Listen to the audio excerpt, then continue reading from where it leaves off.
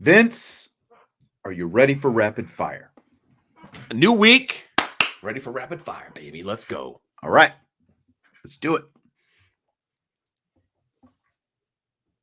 Oh, I'm supposed to ask you the questions. I knew you were staring at me for a reason. Dang it. And when I read that the first time, you're like, you asked these first couple questions. I was like, oh, I'm going to forget that. I knew it was going to happen, and it was right here on the tip of my forehead. It just seems so much less natural now, Vince. I know, but people know. That's all who right. we are. It's all That's good. all right. So, Vince all right. is sitting there. Come on. That's the question. I'm ready. Let's go. Rapid fire. All right. So we have talked about this a bunch in previous shows, and Notre Dame was on the bubble to host the NCAA tournament first couple of games, right? But now they've beaten Virginia Tech, they've beaten Louisville to close the regular season. Right. They were ranked 17th going into the Virginia Tech game. Right. Do you think they're going to be able to host? I think that they're in a really good position right now. Like going into the ACC tournament, they finished with a top 4 seed in the ACC. And I think I said this last week, talking to Muffet McGraw when I talked to her. Gosh, I guess it's been like a month or two ago now. At this point, it's already been a while. She felt at that point that the top 4 teams in the ACC were going to be able to host NCAA tournament games. And when you sit back and look at it, Louisville had originally been projected by the NCAA in those releases that they do with the top 16. Oh, in yeah. The first one, Louisville was in there, but then they went 3-3 here down the stretch. Actually 3-4 before the Notre Dame game. They dropped out, but prior to this, when they released the second top 16 on Thursday, Notre Dame has now beaten them to put themselves in the top 4. I put them at 75% right now, and that could be a little bit low. ESPN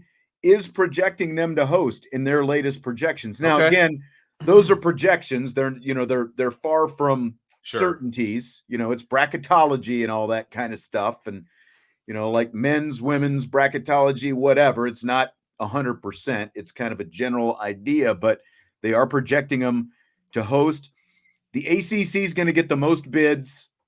Either 8 or 9 bids for the tournament. They are the best tournament, or they are the best conference in the country this year. So if you're the best conference in the country, the most competitive conference from top to bottom, and I think this is probably the most competitive season we've ever seen in ACC women's basketball. The net rankings right now, the NCAA's official net rankings have Notre Dame at number 8, which is still the best of any ACC team. So wow. I'm at 75-80% right now. I think they win their first game at the ACC tournament. It probably bumps up over 90%. If they are able to make it all the way at least into the ACC championship, I'd put it high 90s. I think they've played themselves into a really good spot right now.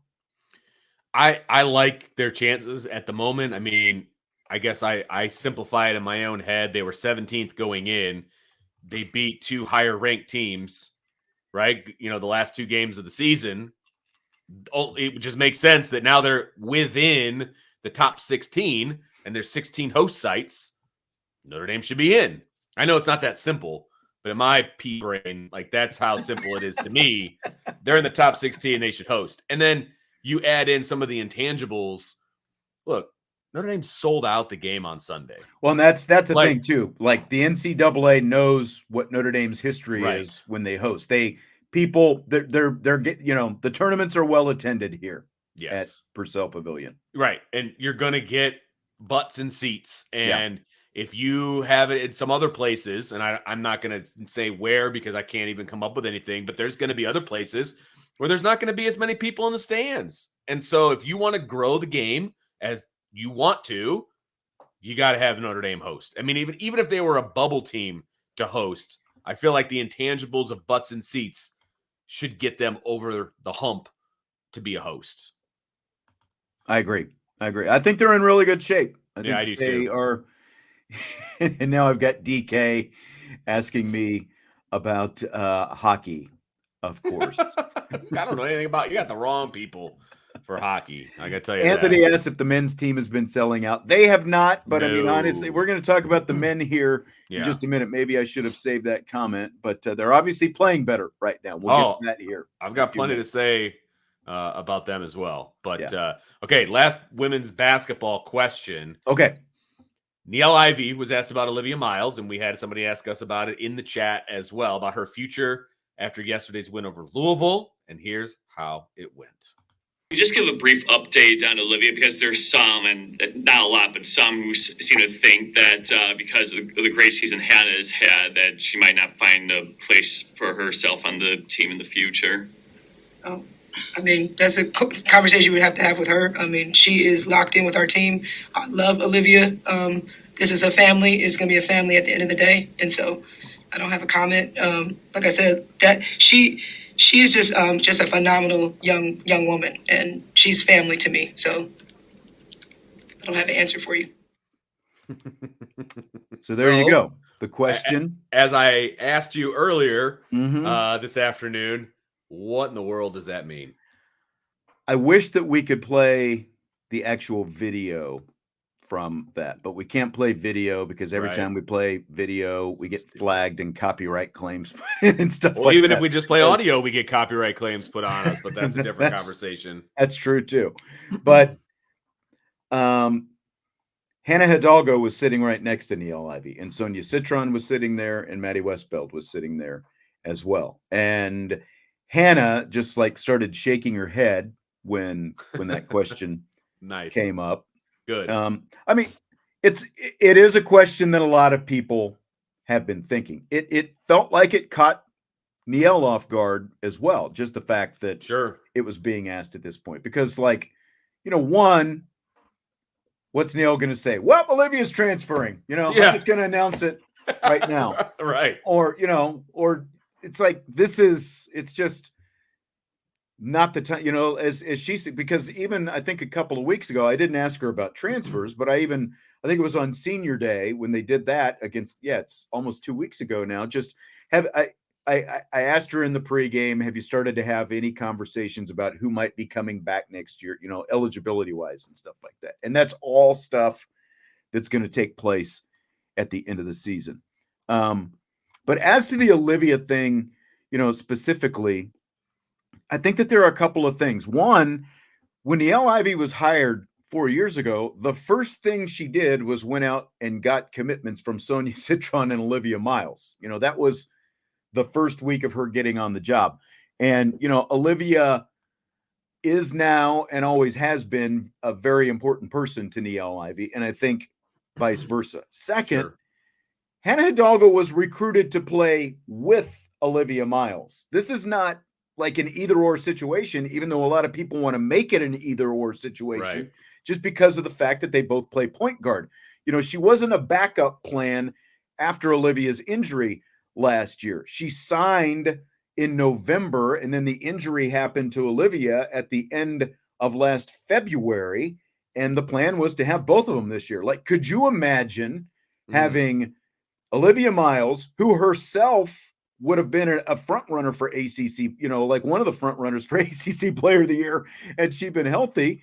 Like, could you imagine having her, Sonia Citron, and Hannah Hidalgo all on the court at the same time? Because that's what Niele Ivey envisioned with this whole thing. Again, it wasn't an either or type thing. So, I say that because when you listen to the question, and again, you hear some people talk about it, they act as if you can only have one of those two players. Like, you can never have enough talent on your team. That's basically how you build championship teams. Is the more talent you have, the better you're going to be. Just look at Muffet McGraw's rosters, like when they won that last national championship and went to the championship game the year before, and the other championship games they went to, so now they both would have had slightly different roles, obviously, if they were together, but that's for the coaching staff to figure out, and so I just, again, we can't play the video so that you can't see the expressions on the players' faces. They all,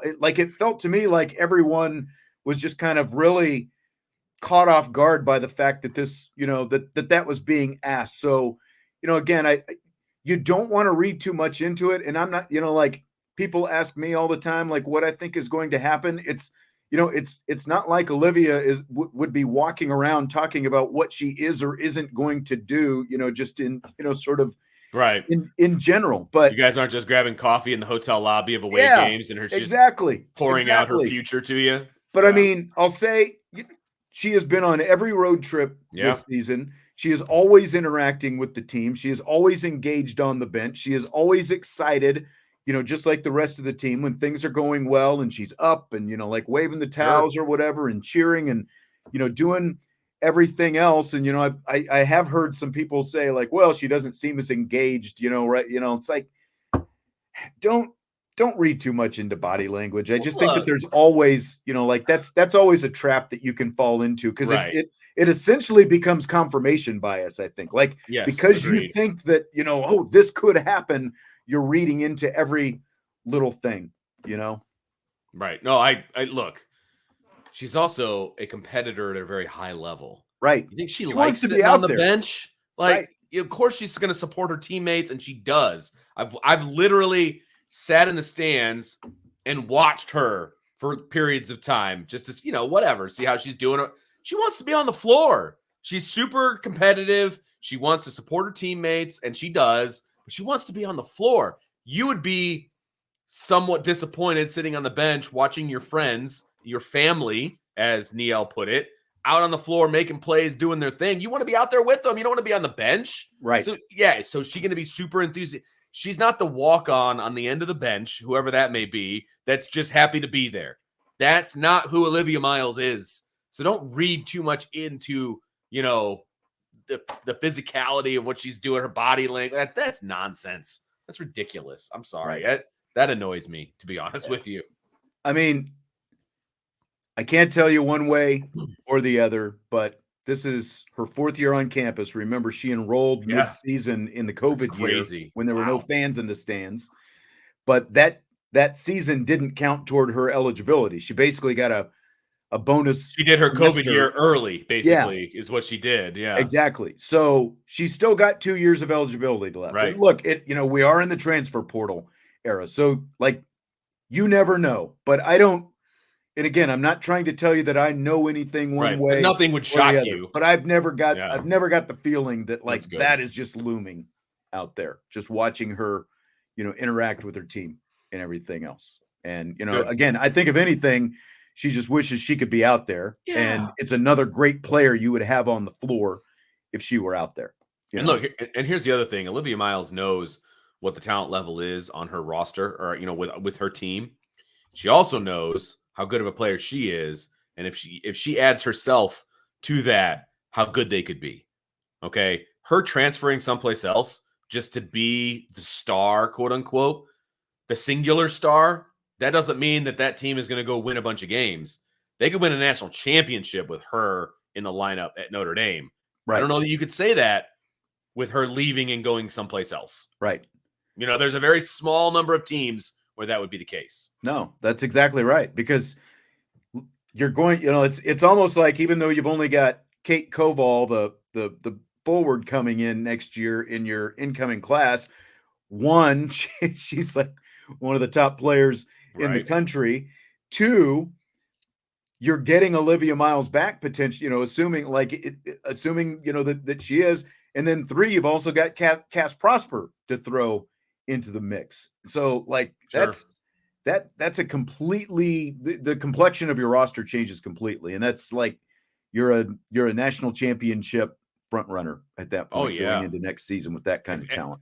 If this roster is 100% healthy and everybody comes back that has remaining eligibility, this team's going to be super dangerous. I'll just say that. Yeah. Good point, Coach Vic. I forgot about Emma Risch, who's a great 3-point shooter in her own right, and really just didn't, because of her own injury, the hip injury that she had, didn't get a chance to show that. Yeah, so absolutely right. I mean, they're missing 3, like 1 elite player in Miles and 2 really good players right behind her who are obviously also, very highly rated. And like, Cass Prosper played for Team Canada this year.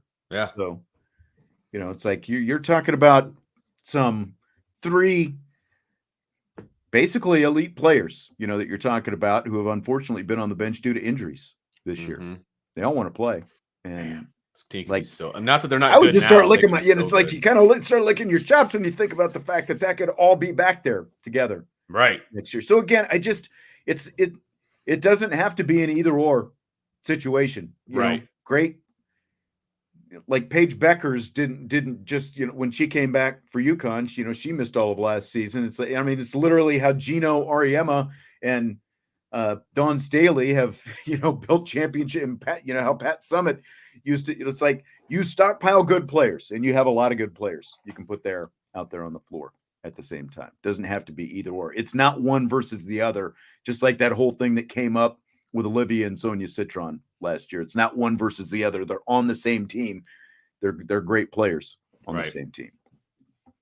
Fill in the blank. Audric Estime had a good NFL combine in some aspects, but he ran a 4.72 in the 40. That'll mean blank to his draft prospects. It could hurt him. I mean, it could hurt his draft prospects, but I think that only helps him, to be honest with you. I think that means he could fall to a team that is already really good. I don't know. It's not a huge red flag to me.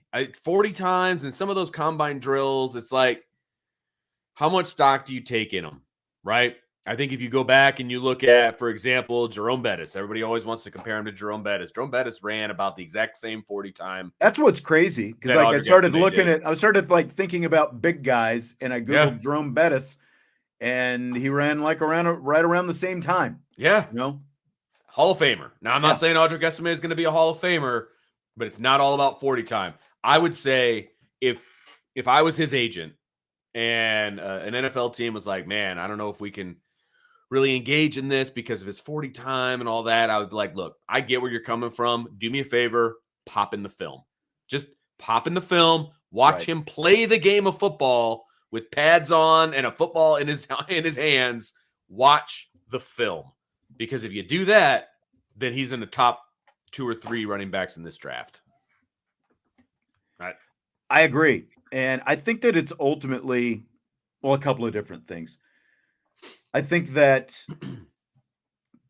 like, when you talk about his ability to maybe rise as high as, like be a second rounder or something like that, unless he turns around and, runs a real good 40 time at Notre Dame's pro day, that's probably out the window. But I think ultimately it's just going to come down to, like from a team philosophy, do you want that kind of back? Do you want a big back kind of thing? And that's like the team that sort of either covets or just wants that, wants to have, whether he is a change of pace guy or a first and second down back, and then you bring in, like the little, third down type back, that kind of thing. Because, we've seen what Audric Estime, like all the other things, and even running the foot, like he is good at, like he tested well in a lot of other areas. It's just that the 40 time was slow. So, again, in terms of whatever his ceiling is, this really limits his ceiling because he doesn't have that elite type speed, but there's no reason he can't still be a really good back. But again, I think that it comes down to probably what team wants a big back like that. And are they, like, do they want to, feature a big back like that? I think that that's probably, and I do think that it's interesting that the Cowboys and the Ravens were the two teams that did interviews with him out while he was at the combine. I know you were excited about that. I was very excited. But it is a little discouraging that there were defensive linemen, including Javonte Jean-Baptiste, who ran better 40 times than Audric. And I get that. I was a little surprised. Look, I do get that. I get it. I've just seen too much of him actually playing football to No, I agree. Worried about it. You know what I mean? Yeah. But it's a legitimate question though. And it's a legitimate question that he's going to have to answer, moving forward, because he's going to be talking to teams and they're going to be like, dude, what happened? Like, did you have a piano on your back? Like, why were you that slow? He's going to have to answer those questions. But I would just have a running highlight reel and be like, and I think he was like, what, 6 or 7 pounds lighter than whatever he was listed on his official Notre Dame listed weight last year. Yeah, so he's cut a little bit, but he's probably going to have to cut another 5 or so by the time pro day rolls get around that and see time if he up. can, at least get that Yeah. closer to a 5.5, a 4.55 or something in that range. I think Agreed. that would help him. That would absolutely help. You can, death, taxes, and Audric Estime running the 40 at Notre Dame Pro Day. Like those things are going to happen, Right. But the unfortunate thing is, even though you might run that at your pro day, it's still kind of like the combine time that Oh, seems sure. to stick with people, 100%. But 100%.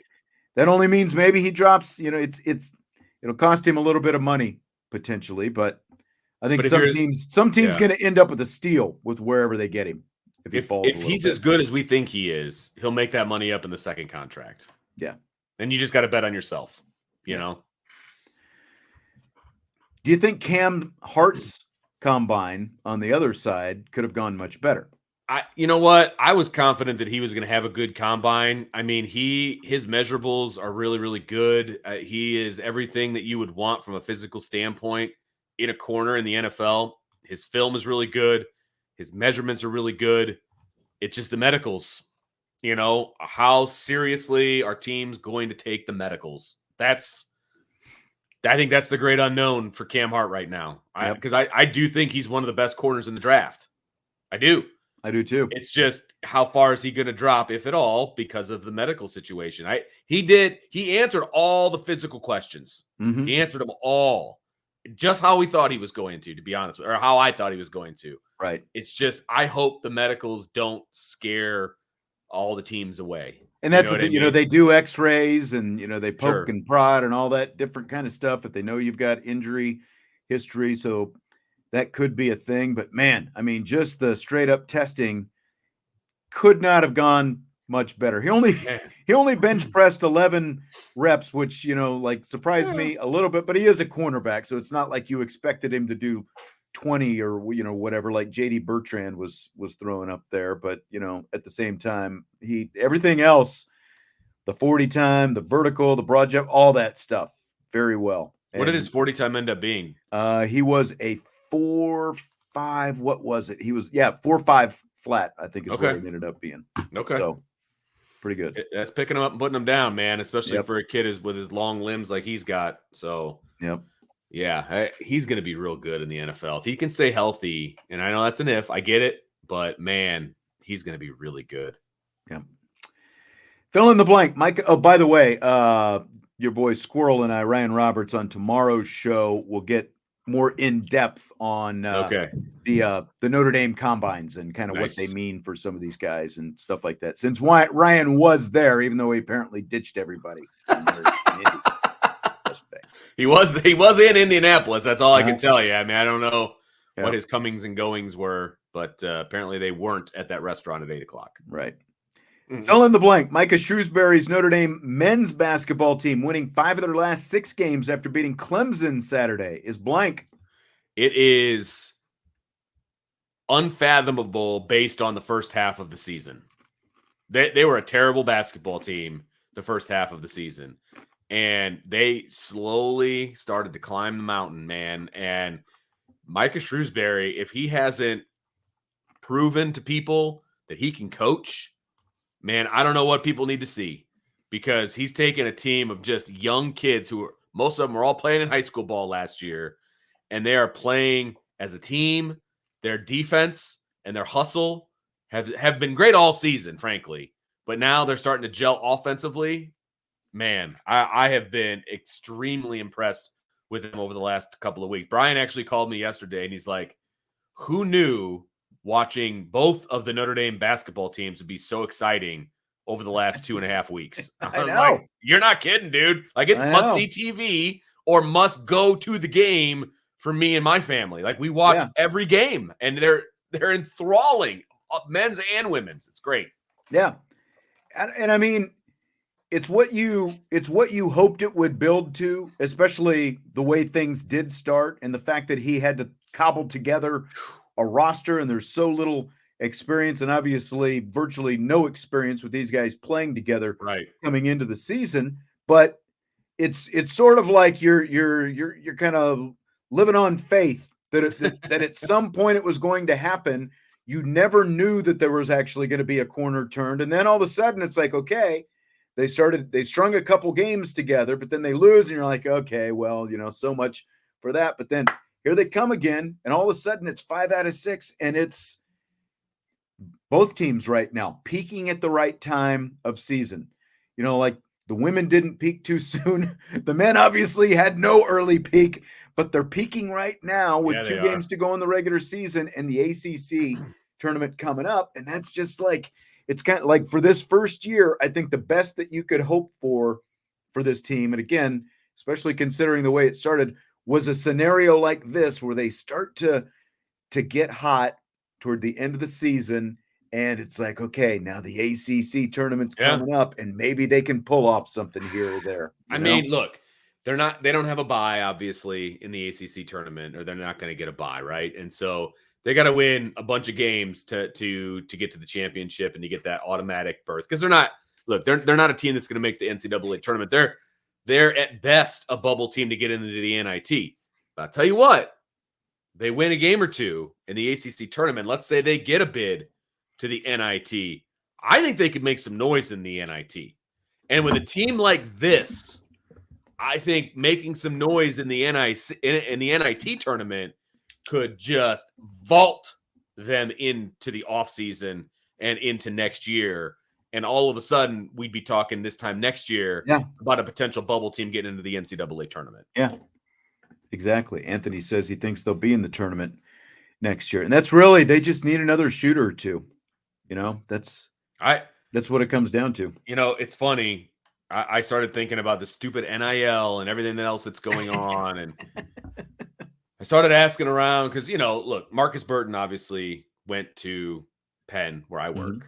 And I didn't know him that well. I went to all of his games senior year. It was a fist bump in the hallway relationship. You know what I'm saying? So like, right. I would never say I know him, right?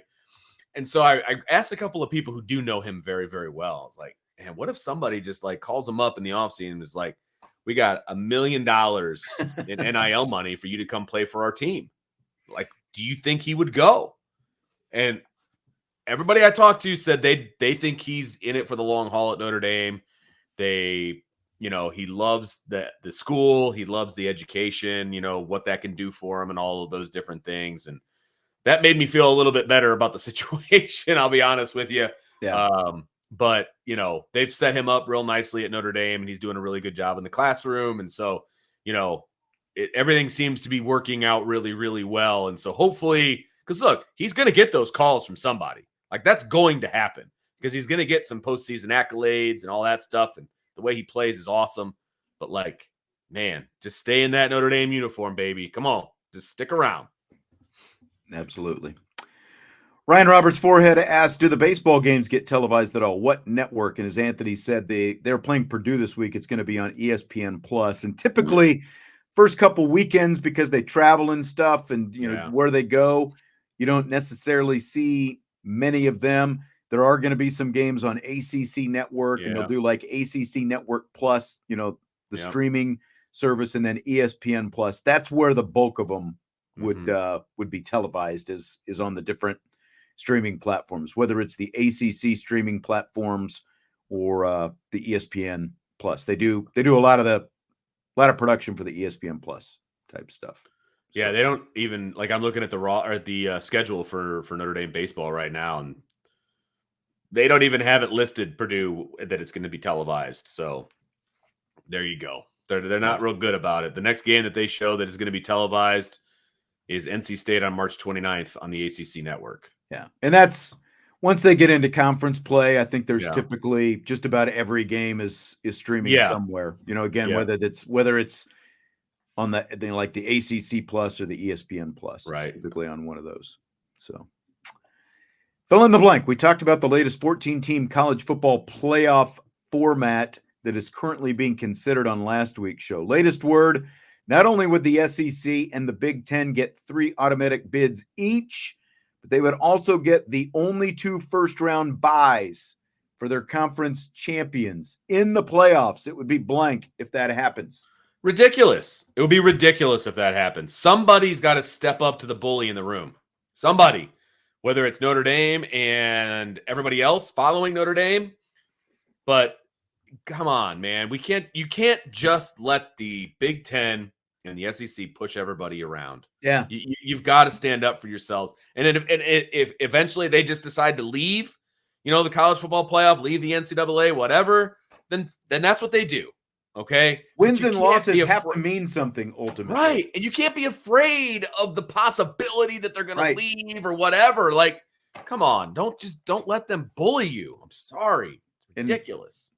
The fact that it has come to this, that it's basically, like we're the ones making all the money. We've got all the leverage here. It's just insane what college football is going towards. And if this goes through again, like, could you imagine the NCAA tournament giving buys just because of what conference that you happen to belong to, or giving out seeds because of what, like solely based on that and not based on the metrics of your one-loss record? Yeah. The fact that your strength of schedule, all of those things that are really important, and, figuring out who the best team is.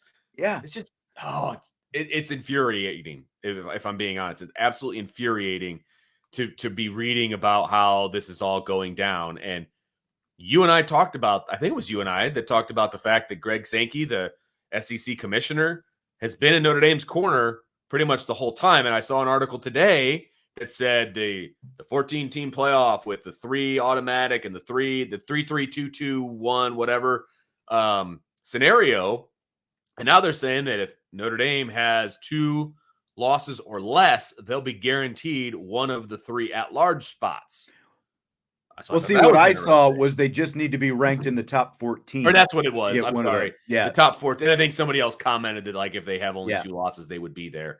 So, yeah, if they were ranked in the top 14, they'd be guaranteed a spot. Now, there's already... I'm sure that'll tick off a lot of people. Oh, I'm sure it will. But you got to remember, there was already a clause in the like the New Year's 6 college football playoff, whatever, that if Notre Dame was ranked in the top, and I can't remember what the number was, that they would automatically get a New Year's 6 bowl.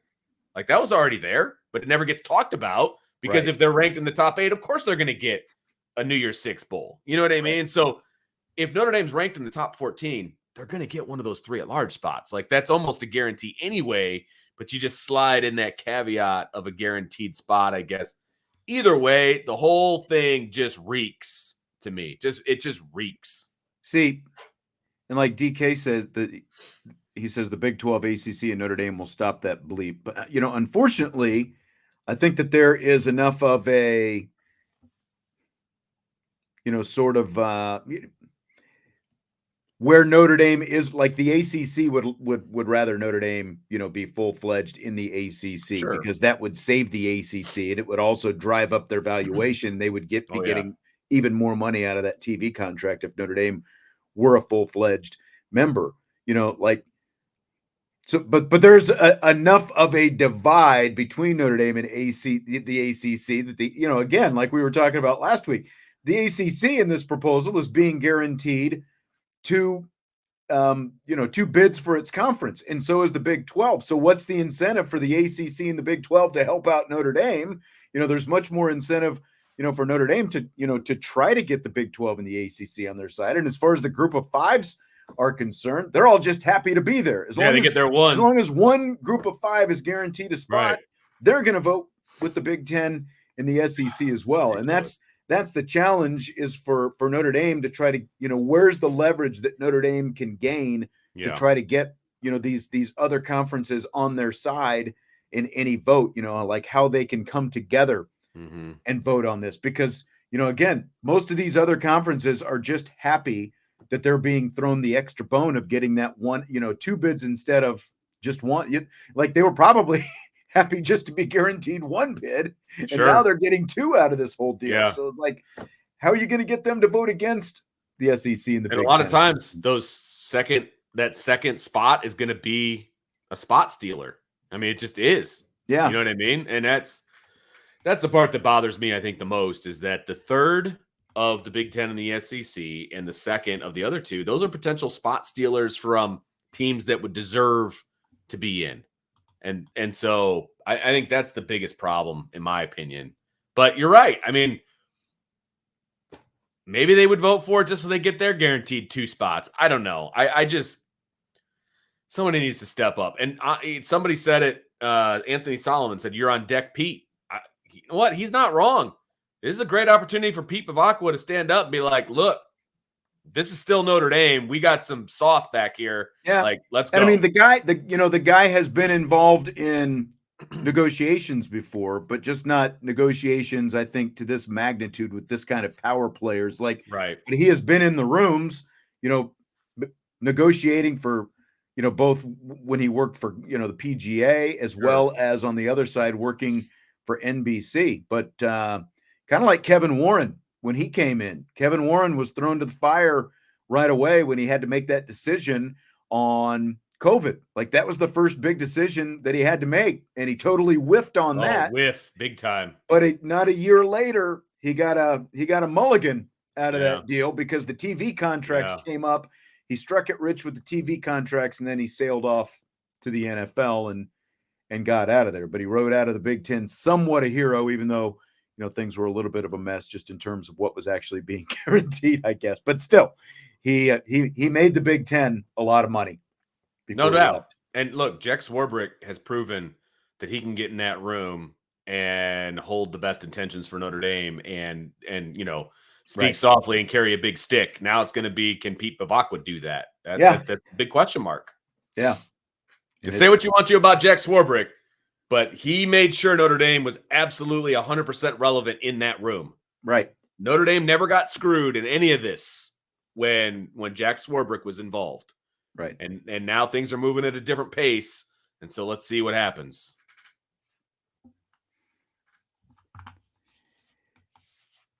Ryan said Notre Dame could be the linchpin to the ACC and the Big 12 combining along with the Pac-2 to disrupt the SEC and their fish, the B1G. I mean, the only way that that's going to happen, I think, is if Notre Dame literally says joins forces, get together. Yeah. I mean, Notre Dame would have to, again, he's right. Notre Dame, it would be the linchpin. Like they would be absolutely the ones that would have to spearhead that whole thing for sure. Right.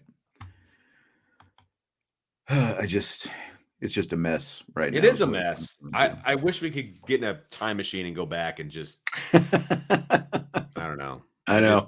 We all thought this playoff stuff sounded pretty good a few years ago. And then they've just, the playoff is good if there's actual conferences and there's actual, right. It's just these automatic bids. That's the problem that I have. Even with these massive conferences and everything else, win-loss records, man, that's what matters. I know. Like the best teams get in. Like we talked about last week, the SEC and the Big Ten are making this big play to get guarantees that they're going to get this extra bid. And just based on when you look at the rankings and how things have shaken out the last few years, they would almost certainly get at least 3 bids, if not even 4 sometimes, and maybe even a 5th, just depending. Yeah, 100%. Absolutely. Like, do they really need the language that says you're guaranteed to get 3? They're going to get 3 in the majority of the time.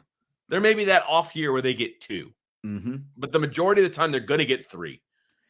I just especially don't like when you consider that it's not even going to be a Power 5 anymore. It's going to be a Power 4. Like just that alone almost guarantees that you're going to get that many. Why they need that assurance is just, well, I mean, we know it's about exactly. It's about the dollar signs. You want the guaranteed dollar bills. So the NCAA Playing Rules Oversight Panel is going to vote on a couple of different changes to college football in April. One is allowing coach-to-player on-field communication, meaning like in the NFL, the quarterback will have an earpiece and coaches will be able to call in the play from the sideline, with a microphone or, headset, whatever. So they're going to be able to talk to the quarterback. The other is adding a 2-minute warning at the end of each half. So let's take them one by one. The helmet communication. Do you buy or sell it? Oh, that's an easy one. That's a huge buy. They should have done this years and years ago. They're way behind the time on this one. And I lumped this into the video on the sideline thing as well as the earpiece. Like, that's all technology that should have been happening long ago. And so that's a huge buy for me. Should have been done a long time ago. Yes, and the reason they're being pushed to this right now is you can thank Jim Harbaugh, Yep. Connor Stallions, or whoever you want, Michigan, 100%. basically. If that whole thing had not blown up this past season, they wouldn't be this willing to do it right now. But this is going to be well, again, it's going to be voted on, but it's sounding pretty much like it's going to happen. Yeah. And again, if you are at one of the Power 4 schools and your conferences are making what they're making, from the TV networks, there's absolutely, you can't cry poor because you're getting a big cut of money into your program. It's literally only a few $1,000 to get this technology, to have the thing put in. Even that, yeah, exactly. Yeah, and an extra, yeah. So there's no reason not to do it. And the fact that we're in 2024 and they're just now getting to this is really kind of silly when you think about it. With all the different technology that they have, there's no reason they shouldn't have this already. So it's a complete buy for me. Yeah, this isn't like the high schools talking about going to a shot clock in basketball, where that would be an expense that some of these schools couldn't afford, adding a shot clock to their gyms, right? This is major college football, billion-dollar industry. They can afford it. And frankly, they probably want it. That's the other thing. They want this technology. Mm-hmm. I mean, I can't imagine. The only people that may not want it are like the guys that signal everything in because now they don't have a job anymore. Like, that's right. all the walk-ons over there with the different colored jerseys or wearing a red hat or whatever it happens to be over there. That's right. That's right. Go back to the unemployment line. Uh-huh. So what about the 2-minute warning? Do you buy or sell that? I'm on the fence about this. My initial reaction is to sell it because it's a very NFL thing, and I don't know. I kind of like college being different than the NFL, and so I've always coached high school. Obviously, there's no 2-minute warning in high school. You've got to know how to use your timeouts properly. It's like getting an extra timeout essentially. I say sell it because that was my first inclination. That's what I'm going to go with. Okay. I don't feel necessarily strongly one way or the other, but I buy it only because they changed the rules last year with the clock, and everyone was panicking about the clock. And things are just going to fly by, and how are we going to get plays in? And could not tell the difference. No, you couldn't tell the difference at all. No, but I think that it's a natural now, and let's be honest. I'm sure some of this has to do with TV as well, because the reason the NFL implemented it to begin with is it lets them, especially if it's in the second half, if it's a tight game, it builds tension. It's like, okay, we're at the 2-minute warning now, commercial break. And now we come back from the commercial break and we've got crunch time and all that kind of stuff. But I think that the fact that they changed the rules now, and the fact that in college, because of the rule change, you get to the 2-minute warning, you do a stop, you get a natural timeout, you come back. And now you sort of know that with under 2 minutes, now you're going back to the old rules where the clock does stop after, all these, first downs and all that different kind of stuff. And so you're kind of playing under a different natural rules break. Yeah. So I think that at least you can justify it from that aspect. It kind of makes sense, I think. Yeah. I could have been swayed either way, to be perfectly honest with you. So I was like, let's be honest. Father David spells it out. It gives you a pee break. It's like you get to the 2-minute warning. Everyone gets up and does their business. You come back, and now you're ready for the last 2 minutes of the half. I like it. Yeah, this old guy's got to remember that. That's right. WJS said prediction: Jordan Faison senior year. Will he be the number 1 receiver by his senior year, and will he concentrate on football 100% by then? Prediction: no, he will not be the number 1 receiver, because rare is it that a slot receiver of his, what he does not necessarily translate to being a number 1 receiver. Will he be an important piece? Absolutely. But he's a damn good lacrosse player, folks. Like, watch some of his games. He's never giving up lacrosse. Like, he may get drafted into the NFL. That's fine. I just don't think he's giving up collegiate lacrosse. I don't see and that's like, if it comes to his senior year, then that's and it's looking like, depending on where he could be drafted. Because Samardzija did that. Samardzija played football his last year, and then he didn't play. He actually, was drafted baseball and, played minor league baseball, the season, but, so he didn't play for Notre Dame after that final season.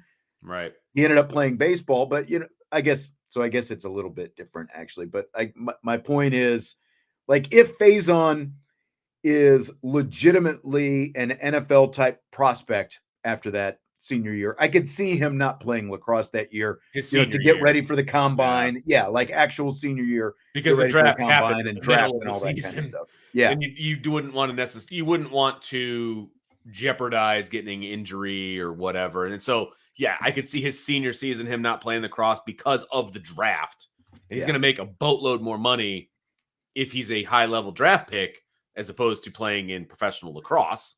Obviously, that's a duh statement, right? So I could see that, but I don't think that he's giving up lacrosse until he has to. You know what I mean? Like, I don't think he'll be like after this year, be like, and if he's like a starter for the football team, he doesn't go back to lacrosse sophomore year. Like, I don't see that ever being the case. Right. Vince, you must have started this one up. Joe says he finally heard me call a game. Oh, says I'm awesome. Seriously, totally enjoyable. Appreciate it.